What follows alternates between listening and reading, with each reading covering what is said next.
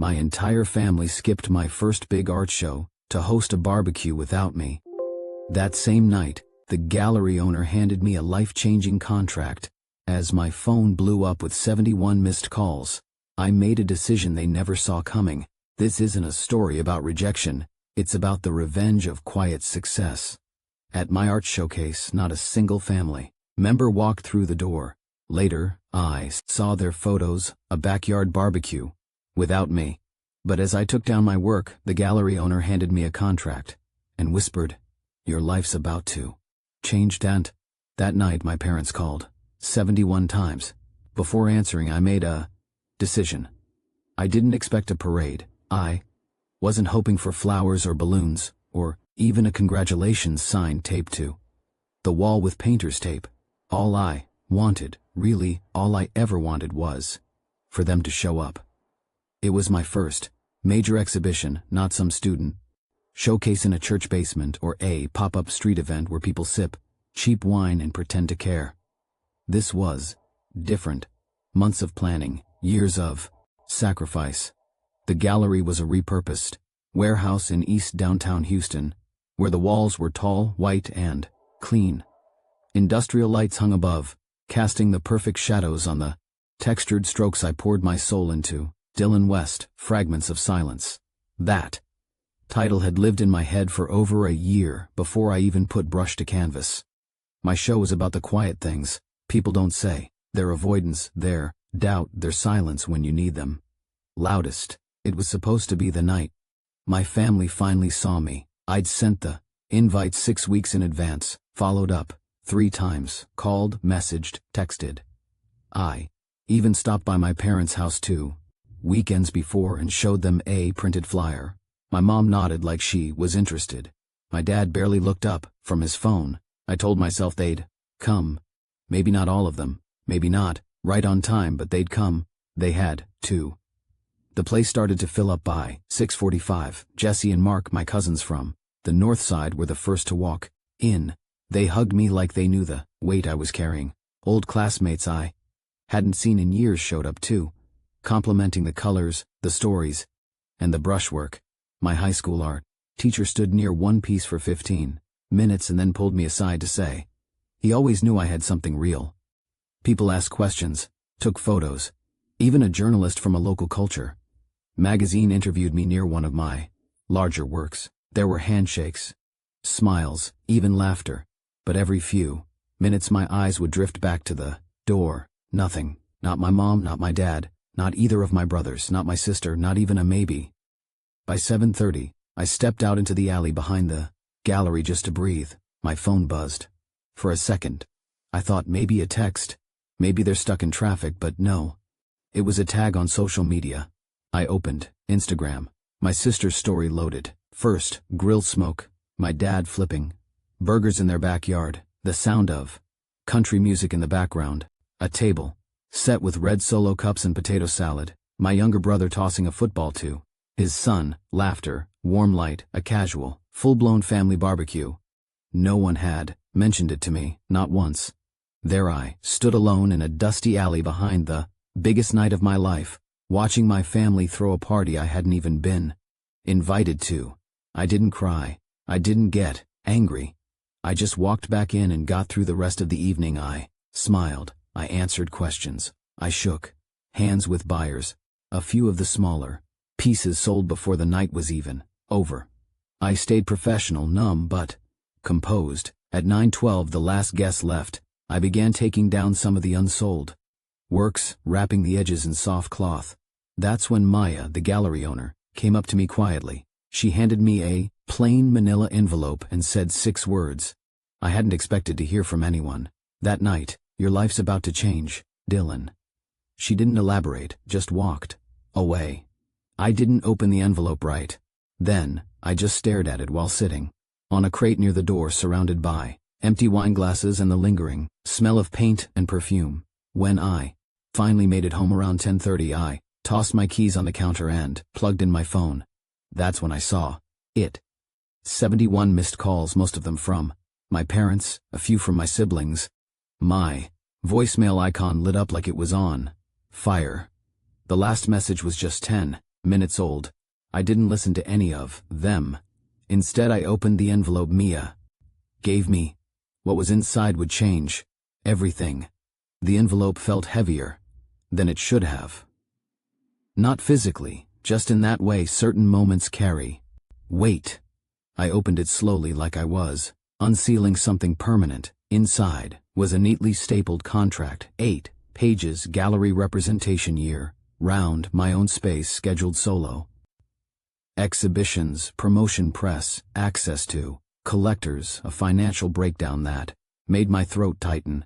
Then I saw the handwritten note at the bottom of the last page, just a few words, sharp, clean handwriting. You're not just good, Dylan.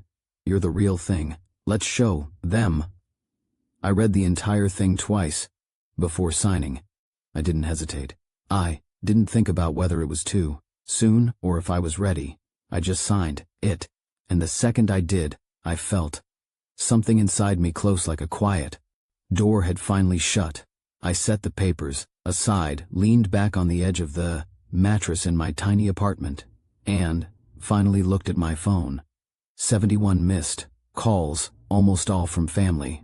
I didn't touch the voicemail. I didn't need to hear what I already knew. I turned the phone over and let it buzz itself into silence. I didn't sleep that night. Around midnight, I walked the 2 blocks to my studio and let myself in. The place still smelled like turpentine and primer. I grabbed a fresh canvas, didn't sketch anything, didn't plan, just started throwing paint. It wasn't a piece for anyone, not for a gallery, not for sale, just a purge. Pure chaos. By morning, I had something ugly, fast, loud, and I left it exactly as it was, hung it backwards against the wall, and turned off the lights. By noon, my decision was made. I wasn't explaining myself to anyone. That afternoon, I posted a thank you on Instagram. 1 photo from the show, me standing beside the quietest room, the piece that had taken me the longest to finish. The caption was a list of names, people who came, people who believed in me. I tagged them all, my cousins, my barber, my art teacher, a few fellow artists, even one of my high school classmates who drove in from 2 towns over. I thanked them individually. I didn't mention my family at all. 2 hours later, I got a message from my cousin Jessie. She said my mom had called her asking weird questions, trying to figure out who was there, what the contract meant, whether I'd sold anything. Then she added, "Your mom was crying on the phone. I think they finally realized they messed up." I stared at that message for a long time. That night, my dad left me a voicemail. I didn't listen to it, but I read the transcript. He said they didn't think it was going to be such a big deal, that they'd already promised to host that barbecue, that they didn't realize it would matter so much to me. The line that stuck out was, "If we had known you were serious about this, we would have made time." That was it right there. As if the years I spent painting in that uninsulated garage didn't count. As if the nights I worked until my wrists ACHD weren't serious. As if my whole life chasing this thing was just a hobby until someone else decided it was real. So I didn't respond. Not to him, not to my sister when she tried to guilt me later that week, not to the family group chat, where someone finally dropped a half-hearted "Congrats, Dylan," I said. Nothing, because for the first time I didn't need them to see me. Other people already did. A week later, the gallery posted the official announcement. My name front and center, photos of the show, Maya standing next to me. The caption said, "Welcoming Dylan West as our newest represented artist. His work is going global." That's when the messages really started. Old friends from high school, a few people I hadn't heard from in years, artists asking to collaborate. A gallery in Austin invited me to join a group show. Then another email came through from a contemporary art museum in New York, and my family, they tried a different tactic. My sister sent me a message about her friend who wanted help launching a design brand. My younger brother asked if I could sponsor his music project. My parents mentioned the mortgage being tight this month. Suddenly, they all remembered my number, but I remembered something too. They hadn't just missed one night, they'd missed the whole climb. It didn't take long for the tone of their messages to shift. First came the light, indirect ones. "Hey, proud of you." From my older brother, as if we'd ever talked about my art without him joking that I should get a real job. Then my sister sent me an Instagram post of someone who wanted custom artwork, asking if I had time. No context, no acknowledgement of the night. They skipped, just a casual question, like nothing had happened. Then the real messages started coming in. My mom sent a long text about how proud she was, and how she always knew I'd find my way. She said they just assumed it was a small, local thing, nothing serious, and that they had already promised family friends they'd host the barbecue that night. She used the word misunderstanding twice. She asked if I'd come by for dinner soon, so they could hear all about it. My dad called again 2 days later and left a message saying maybe I could help him with something. His coworker's son wanted to get into the art world and thought I'd be a good person to talk to. That same day, my younger brother sent me a voice memo. He said he needed a small loan for a music video he was trying to shoot, just a few $100 to book a venue and rent gear. He said it would mean a lot coming from family. I didn't respond to any of them. I was done trying to explain to people who had never once clapped for me when I had nothing. I wasn't going to give anyone the chance to act like they'd been there all along. Instead, I forwarded some of my earnings from the first set of sales to Jesse and Mark, my cousins who came early and stayed late at the opening. First sent a handwritten thank you note to Mr. Lewis, my old art teacher, with a small framed print of the quietest room. I posted a few behind-the-scenes shots from my studio, tagging the friends who helped stretch canvas and prep walls. One of them commented, "You've always had it. They just didn't look hard enough." And still, the calls kept coming. 71 missed calls that first night, then more each week. Texts asking why I was being distant, messages hinting that I was letting success go to my head. My sister even sent me a guilt trip saying, "You know, we love you, you're just being dramatic." Dramatic. That word sat in my throat like a splinter, because that's what they always said. Whenever I tried to speak up, whenever I wanted something from them, support, attention, space, they'd roll their eyes and tell me I was being too sensitive, too intense, too much. Now suddenly, I wasn't enough. Or more accurately, I was too much in the wrong way, too successful, too unavailable, too selective about where my time and money went.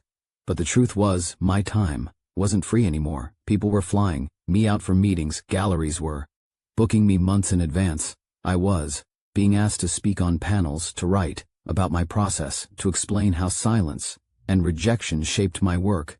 And I told the truth always, not the version that made me sound noble, but the one that made people lean in. I told them about watching the door at my first real exhibition, about checking my phone, and seeing my family laughing around a grill, while my future unfolded without them. That silence, their absence, that was part of my work now. It lived in the brushstrokes, it bled through the textures, and still, they didn't get it. My dad left another voicemail that week. This time he didn't ask for anything. He just said, "We've all made mistakes, don't forget who your family is." But that was the thing. I hadn't forgotten, I just finally accepted it. I thought eventually they'd fall back into their old pattern, ignoring me until there was something to mock. That was the cycle. For years, whenever something good happened, they'd disappear. Whenever I struggled, they'd offer half-hearted advice, always laced with condescension. I never expected them to push harder. After I stopped responding, but I was wrong. A little over 2 months after signing with the gallery, my work started moving fast. Collectors from out of state were sending offers. One woman from Dallas bought 4 pieces outright and commissioned 2 more. I had a virtual meeting with a curator from London. Berlin reached out with an invitation to show in the spring. Maya was working on press with an international art magazine. It was like the years of rejection had suddenly been rewound and replaced with acceleration. I was in the studio finishing a layered oil piece when someone knocked on the door, not the buzzer, an actual knock. I assumed it was Maya or someone from the gallery, but it was my mom. She stood there holding a casserole dish, wearing the same expression she always had when she needed something, half soft, half calculated. I hadn't seen her in person since before the show. I opened the door, and without asking she stepped inside and set the dish down on my worked just inches from a still wet canvas. She started talking like we were in the middle of a conversation, said she'd been meaning to visit, said she regretted missing the gallery night, that she hadn't realized how important it really was. Then after a brief pause, she said they had something they wanted to share with me. Not an apology, not a question, just a shift. Apparently they were planning to open a boutique store, West & Company, a family-run space that would feature handmade goods, local creators, sustainable brands, she said. It could be a legacy business that I would be the heart of it. My artwork would draw people in, that they'd build the store around my identity, paintings, merchandise, even prints, said my success could finally help lift everyone. Then came the ask. They wanted an investment, a seed fund, just a small portion, 10, maybe 15,000, my mom said. It would mean a lot if I could contribute, not just financially, but by giving the business some credibility. With my name attached. I didn't move. I didn't sit. I didn't ask a single question. She stood there waiting for a response I wouldn't give. Eventually, she picked up the dish and said she hoped I'd think about it. The next day, my older brother sent a PDF proposal to my email, full business plans, slides, projections, logo concepts, clean design. They'd clearly put time into it. There was even a mocked-up flyer with my name in the center featuring the works of Dylan West. I forwarded it to Maya. 10 minutes later she called me. All she said was, "Do you want to handle this or should I?" I told her to go ahead. 2 days later a cease and desist was sent. Any attempt to use my name, likeness, or creative property without a written licensing agreement would trigger legal action. I thought that would scare them off. Instead, they doubled down. My sister sent a long, furious voice memo, said I was being cruel, that I had finally made it, and now I was acting like they never mattered. She said if I didn't want to be part of the family, they'd move forward without me. She accused me of thinking I was better than them. That success had twisted me. Then came my dad, left a voicemail that started calm and ended with something I never thought I'd hear. He said, "You're not the only talented one in this family. Don't forget, you're just lucky. Someone else could have had your shot if they'd been handed the same chances." That part stuck in my head. Handed.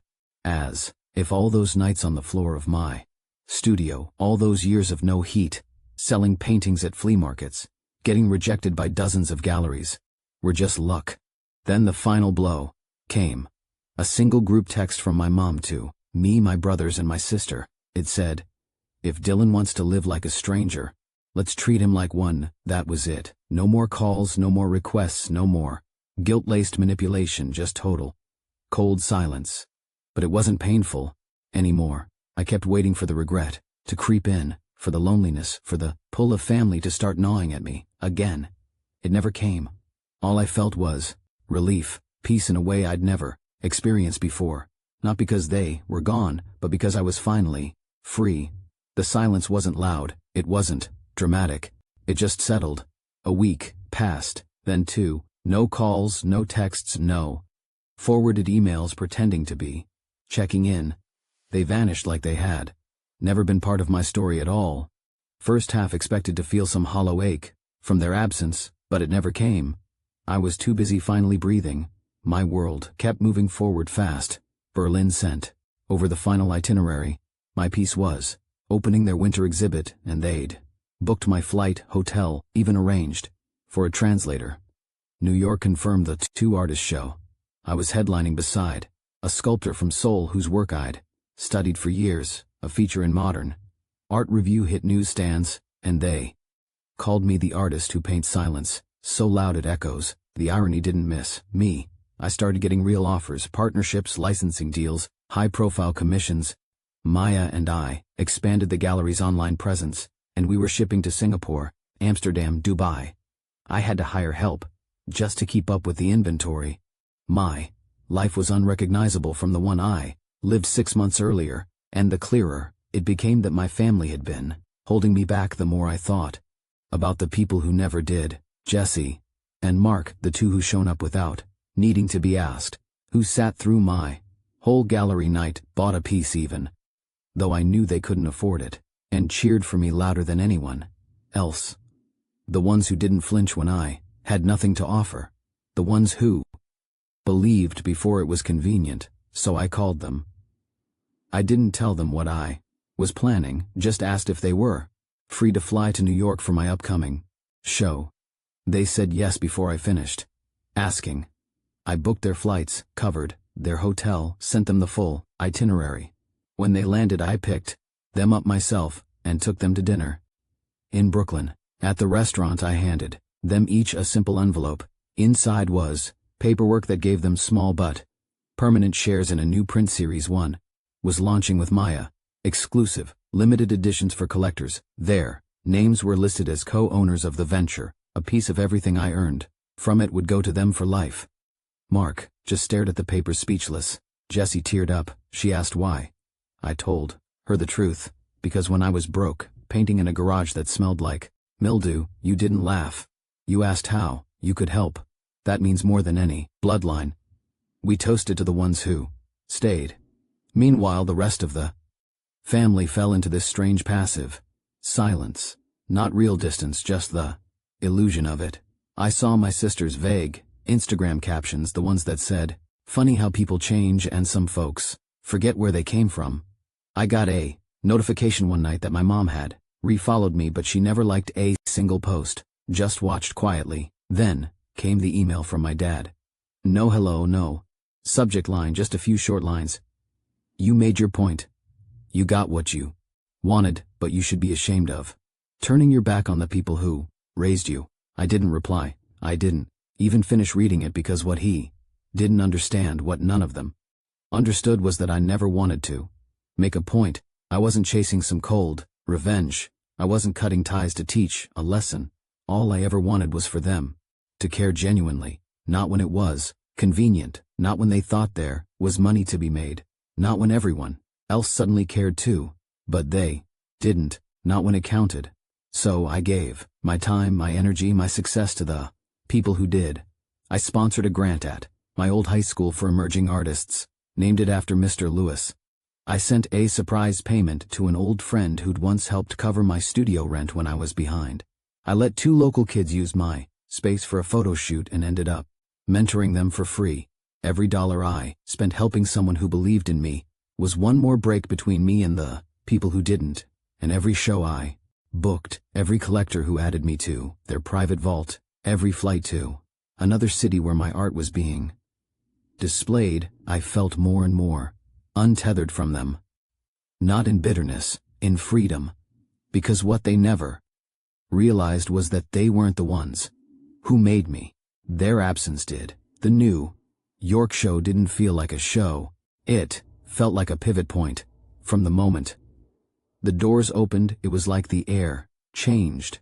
Collectors I had only seen in headlines shook my hand. 2 critics from major publications asked to interview me. Mia kept whispering updates throughout the night. Who bought what? Who reserved what?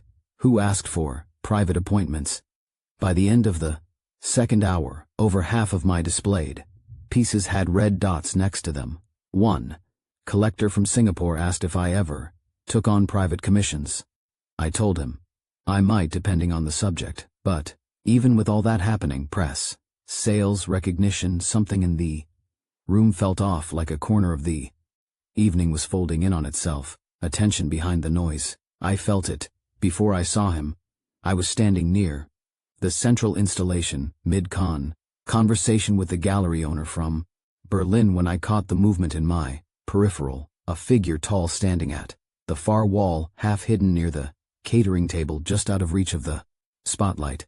My stomach turned before my mind could catch up. It was my father. I hadn't seen him in person since before the gallery night in Houston. He looked older, thinner maybe, but the stance was the same, shoulders back, face unreadable, He wasn't mingling, wasn't drinking, just watching me, watching the room, watching my name in big black letters above the centerpiece wall. He stayed there for maybe 60 seconds, maybe less.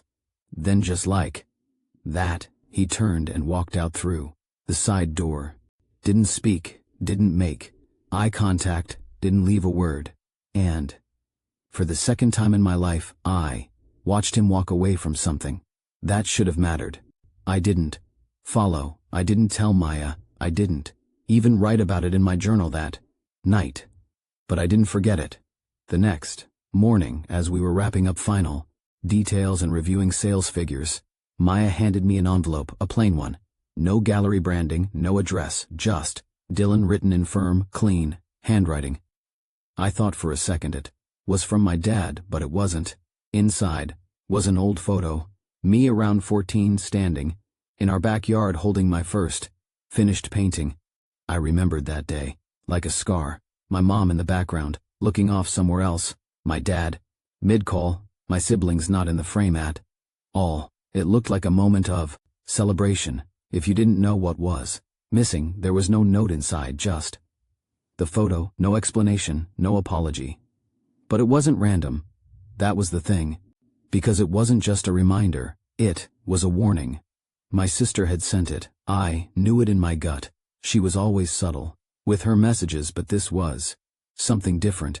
She knew exactly what that picture would do to me. It wasn't nostalgia. It was a reminder that they still remembered what they chose to ignore.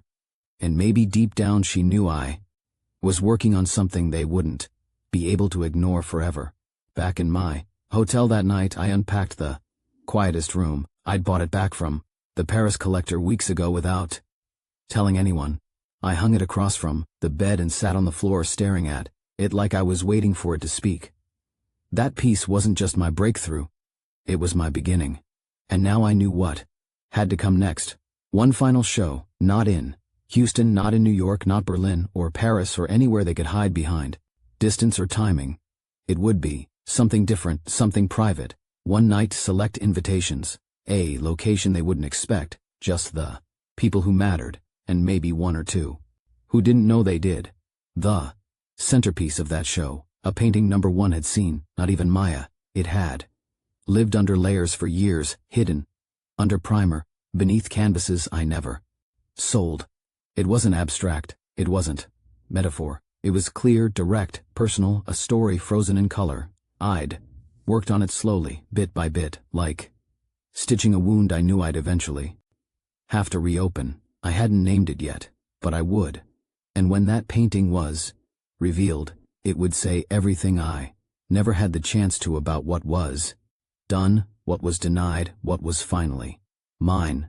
The story isn't over, not yet, because the night I opened that show, someone else came through the door. And this time, they didn't come alone. The space was nothing like the others. No wine, no velvet ropes, no press wall.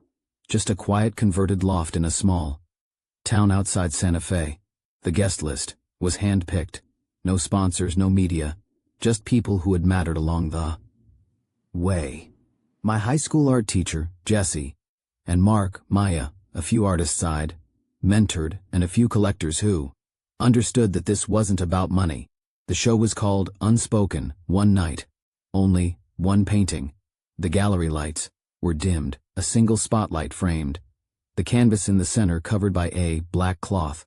No title on the wall, no description, just stillness. I waited until everyone was inside, then stepped forward and pulled the cloth off. Gasps, then silence. The painting was unmistakable. My family's backyard. The night of the barbecue, not imagined, accurate. Down to the folding chairs, the grill, the solo cups. My mother holding a plate mid-laugh. My father leaning against the porch railing, beer in hand, my siblings around a table. Everyone smiling, everyone there except me. But in the painting, there was a shadow in the corner, faint, watching through the slats of the wooden fence. That shadow was me, and beside me in the painting, just barely visible, was a second figure. A boy, small, unclear, Not fully formed, no one asked about it. But everyone saw it. I said nothing, just let the room breathe it in. As the evening wounded down, guests left. Quietly, some with tears, others with a simple nod. Jesse and Mark stayed behind, to help close up. Maya stood next to me, arms folded, not saying a word. She didn't need to. Right before I turned off the lights, I looked toward the guest book by the door. Someone had signed it last, in tight, clean handwriting. It said, "For the boy who saw everything." I'm sorry I didn't. There was no name, but I knew, and just before I locked the door, I glanced out the window. A man was walking away down the street alone, slowly, and beside him a boy followed. Same height, same stride.